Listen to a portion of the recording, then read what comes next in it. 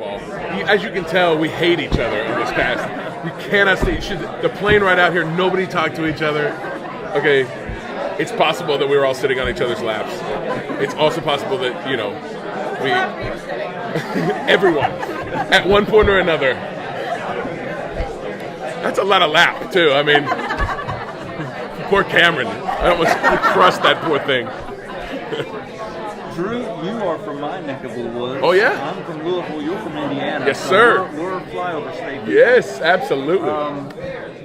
You've made a transition to where even though Butch is not the major character on this show, he's got his own fan base. Yeah. I mean, you've got people saying, if Butch dies, we riot. I love those people. Hashtag keep Butch alive. How's that transition been? That's a really great question, man, because I've said a couple of times today, and it's been so true. When I started this show, people were like, oh, he's a henchman. He's just like this.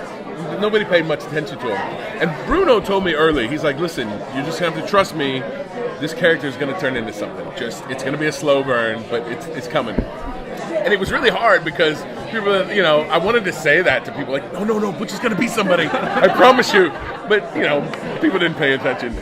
But now that he's kind of had this, and I will say, I watched specifically, right before we started, I watched a whole bunch of Sopranos episodes, particularly early ones, because I loved what Gandolfini did with Tony Soprano. He made this mean, horrible character so likable, and I hate myself for liking this guy. And so I rewatched that because I wanted to add some element of that to Butch. And so I think, hopefully, with what you're saying, it was successful, at least in part. And it's been neat to go to some of these conventions and have fans come up and say, like, oh man, the bazooka scene was like the greatest, or oh, I love the Gatling gun, or I can't believe you and Tabitha got together, So it's been really neat to and very gratifying to have the Butch fans out there. Yeah. What's coming up for him next season? Start out, he's back with Penguin, which I think is a fun dynamic duo.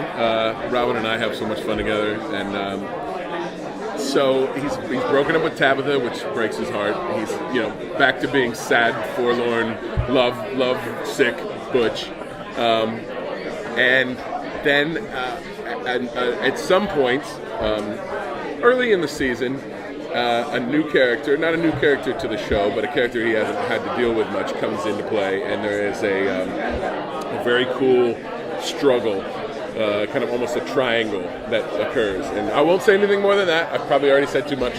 But it's going to be really fun to play, and I'm so excited. It's so much fun, I have to say, to be on a show where you get the script and you tear it open and you can't wait to find out what's next. I've been on shows where people are like, oh yeah, no, have you read the script? No, I haven't read it yet. I'm going to get to it, Or even, our hair and makeup team or the crew members will, they can't wait to see what's next, and that is such a gratifying feeling to be on a show, where everybody's on board. And it speaks a lot to our writers and producers and how they have created this really neat thing. We've got 3 Emmy nominations this year, which I'm so proud about. Norm Douglas, our stunt guy, I've worked with him a lot, and he's such a great guy. He has to do a lot of crazy stuff on the show. People getting burned, freaking bazookas, and everything else. And Crescenzo, our DP, who we love, and our sound editing crew. So it's a really good time to be on Gotham right now. There's no doubt. I love the way that you killed James Frank's character. Yes, Galavan. Galavan.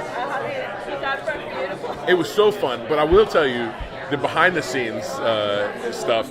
We were on Long Island, right by the sound, and it was about 3 a.m. by the time we got to that part of the shoot, and it was 10 degrees. I couldn't feel my face. I couldn't feel anything.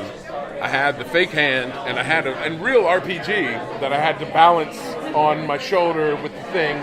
And of course, we didn't shoot a real mortar, but they make it explode, and then they explode the dummy that they made of Galavan. But of course, it's like I always said, okay, it's going to be fine. Now, listen, you need to not look into it because you could go blind, and there's a possibility that the explosion might come back. And so just turn real quick, but it's going to be fine. You're going to be fine. okay, no worries. And so, we do it, and then you don't really know what it's going to look like. I mean, it was an explosion, and it was kind of cool. But then when it aired, my phone, exploded. People were like, oh, my God. You put the music in with it, and then, the whole, good night, fellas. It was just a great scene. So it quickly vaulted to the top of my favorite scenes list in Gotham. Yeah, jumping ahead of me shooting my buddy in the face in the car, which was previously my favorite. Yeah. Back to the Emmy nods. Yes. 3 for a network show. That didn't happen with other shows this year. Yep. You're not on Netflix. You're not on cable. That's you're true. not on HBO. Yep. What set Gotham apart? That's a really good point, and I think people kind of forget about that. It becomes the HBO, Netflix, Amazon show when it comes to Emmy time, and I think we're so proud of it because we've created a show that's in this genre, but it's a good show. It's a show that I can't tell you how many people have come up to me. It's like, I'm a huge comic book fan. Thank you for creating a show that my boyfriend or girlfriend will watch with me, because you don't have to be a comic book fan or quote-unquote nerd to like it. And so I think it has mass appeal, and that's a lot of fun. And it's hard to do over 22 episodes, by the way. That's the other thing people forget. That, House of Cards does 13 episodes, or, Game of Thrones does however many.